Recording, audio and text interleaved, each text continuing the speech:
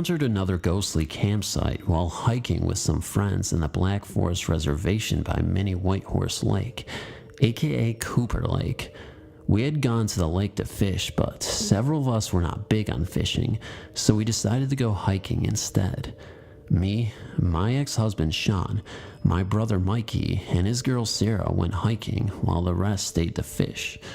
We had been hiking around for about an hour when we began to smell smoke. We followed our noses until we found the source. At first, I thought it was just a small group of braves on some kind of special campout because they were all Indians dressed in traditional costume. The group consisted of about 4 men, and they were between 40 to 45 years old, and one man who looked to be in his 50s or 60s. Since I thought they were there for a special reason, I began to turn away. That's when I noticed that even though a fire burned brightly in the fire pit, no one was adding fuel to it, and it never consumed any of the fuel already there. I decided to see what would happen if I spoke to one of them. I stepped forward and said hi. None of them even glanced at me. I tried once more. Hi, I come in peace. Again, no response. I looked at the rest of the group, and they looked all puzzled, even as I was. Sean thought maybe they wouldn't talk to a woman for some reason, so he tried hi. Nothing happened. Each of us tried in turn to get a response, but it was like we did not exist to them in their world. After us trying over and over again to make contact, the camp faded away. As soon as the camp was gone, I stepped into the middle and began digging around with a stick. After a bit of digging, I found a couple of rocks that were burned on one side, as if they had been in a fire ring. We returned to the rest of the group and told them what had happened. My friend Katrina thought we were making it up, but finally agreed we had seen something. I was hiking around near Dead Horse Point with my ex-husband Sean and some friends when we got lost. We had wandered off the trail and were just wandering around when it began to get dark. None of us knew which way to go find the trail again, so we just kept walking. Just after the sun went down, I began to get the feeling of eyes watching us from the darkness. As we came over the top of a hill, we spotted firelight reflecting around the bend ahead of us. I picked up my pace and strode forward, thinking it was other campers and we could crash with them for the night and then find the trail in the morning. As I rounded the bend, I stopped dead in shock, Sean almost running me down and on down the line as our friends bumped into each other. Muttering came from behind me, but Sean and I just stared mutely in shock. I was half right. It was other campers, but they were not of this world. A small group of Native Americans were camped in a small cave in the cliffside. I don't know what tribe they were from, but the scene was rather domestic and appeared to be a small family group.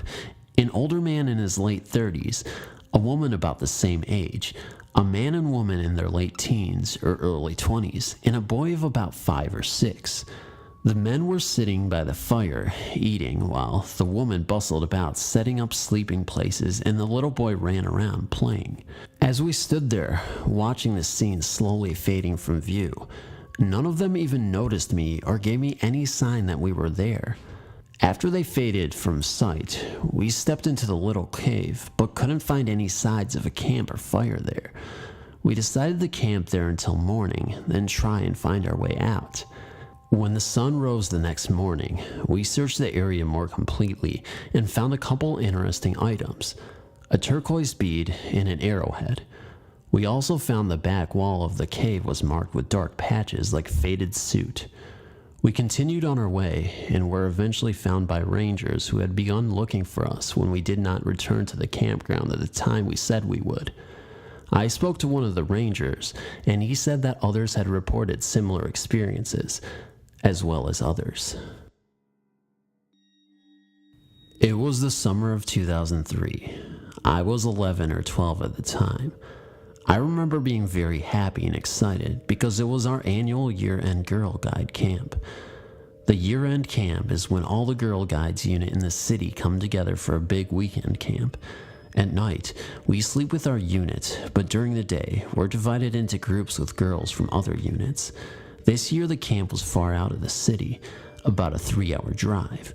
Another reason we were all excited about camp this year is we are going to be staying in cabins rather than needing to tent it. Our leaders offered to drive all the girls from our unit to this year's camp because it was further than usual. Usually it's up to the parents to arrange transit for their kids.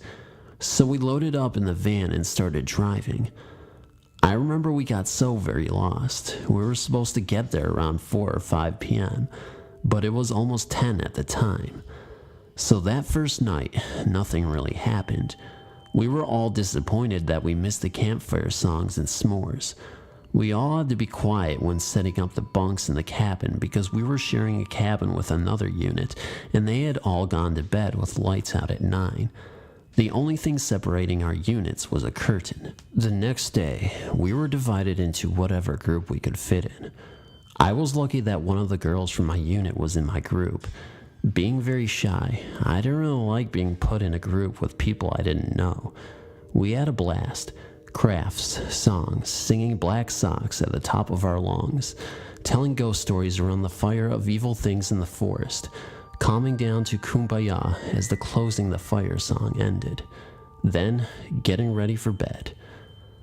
That second night, we were all asleep and 3 of us woke up to one girl crying. Some girls from the other unit were sleepily yelling at us to be quiet.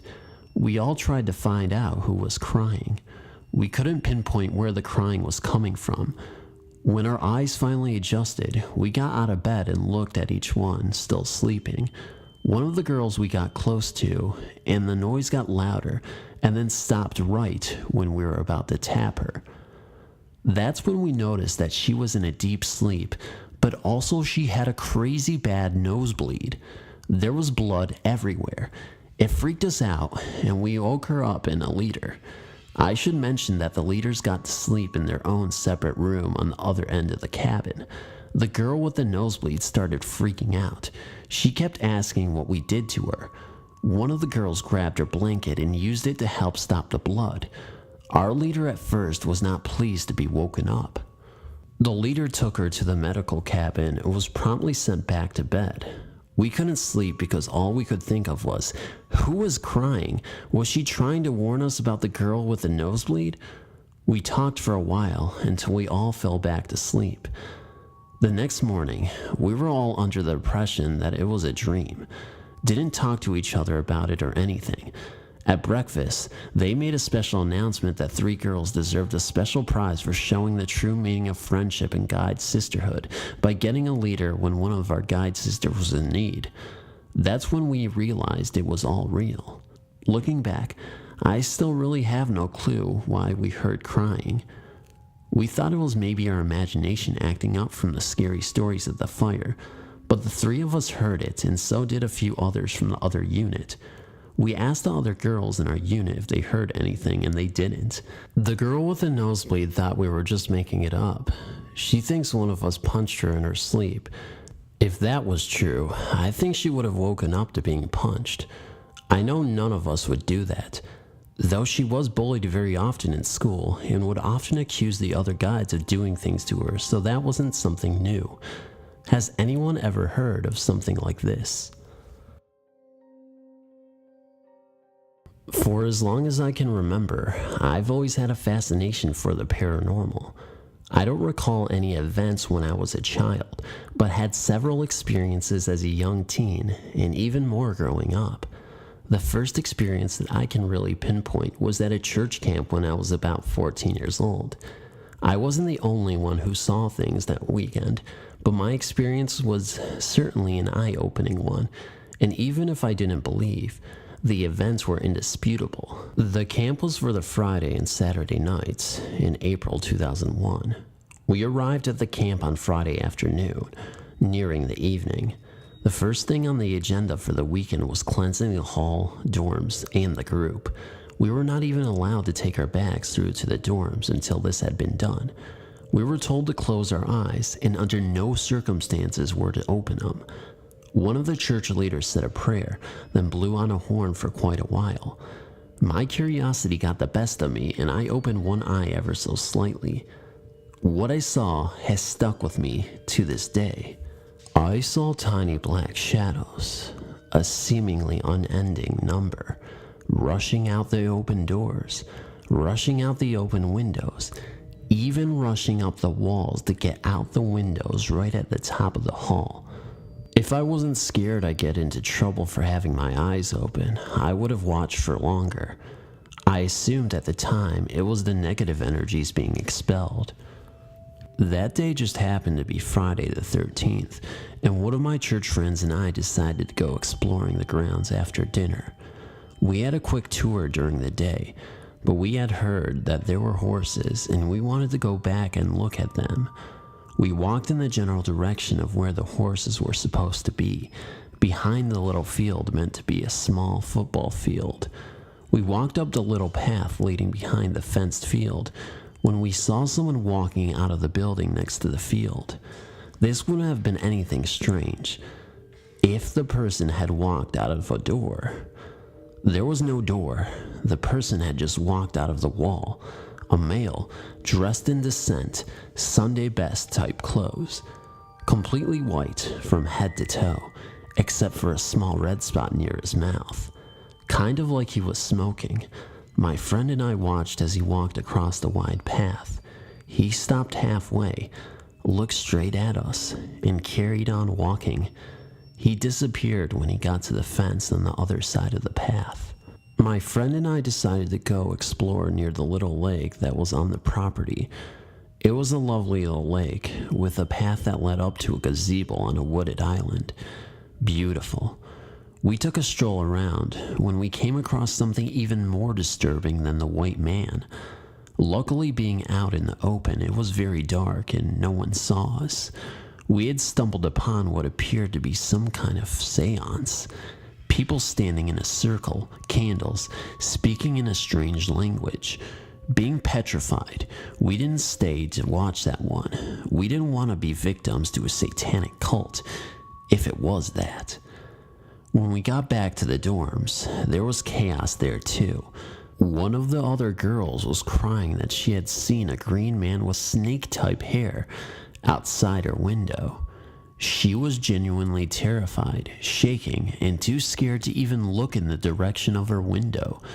The counselors had to deal with her, then had to rush to the boys' dorm as there was one boy seemingly possessed, ripping up the mattresses in an inhumane fit. It was a really crazy weekend. I never went on another church camp again. Thank you for letting me share, and I'll definitely be posting more of my experiences.